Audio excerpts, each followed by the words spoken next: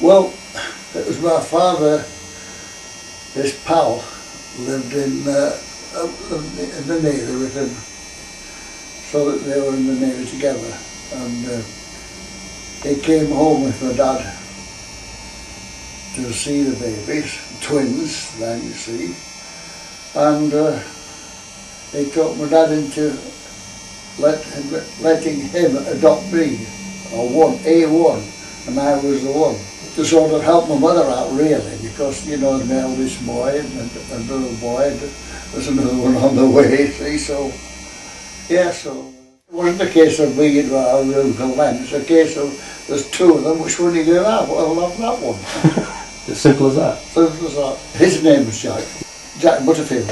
He was Jack Butterfield, so I was called Jack Butterfield Hawk.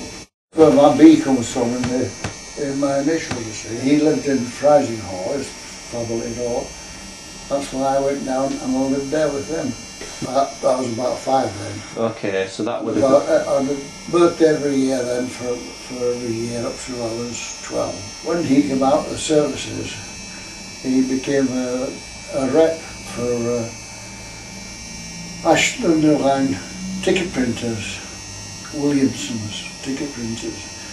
And he was a rep for them. He got a car eventually. I remember I was about 8 at the time. Oh yeah, he was earning over £7 a week in those days. Average living costs are about £2.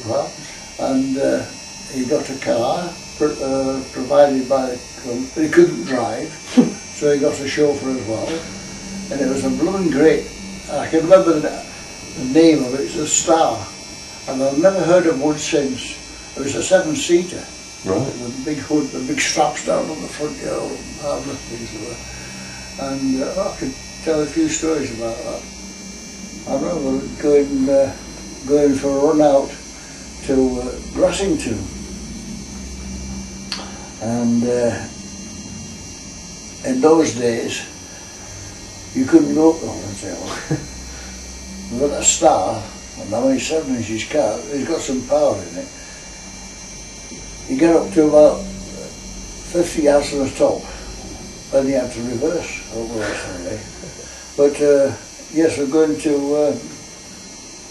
out on a run for a day on a Sunday, and I remember going down the hill and the driver applying his brakes, get out on this hill, and when he got to the bottom, he got out with a little shovel, started shoveling soil onto the drums, brake drums, to cool them down. Yeah. Whilst he had this car, I remember him driving up one day, and I was coming to the front door, and there's the car outside, and a wooden box, and we opened it, a little fox terrier jumped out. A terrier? That was one of the birthday presents I fashioned. So, yes, I had him for quite a few years. Do you remember what you called him? Prince. Prince. Yeah. Yes, he was a grand little dog. And his wife and her husband, her sister and sister's husband, all lived together in one house. Oh, right. There's 5 of us. Yeah. Now, the sister's husband is called Uncle Hiram, and he was an overlooker in the mills.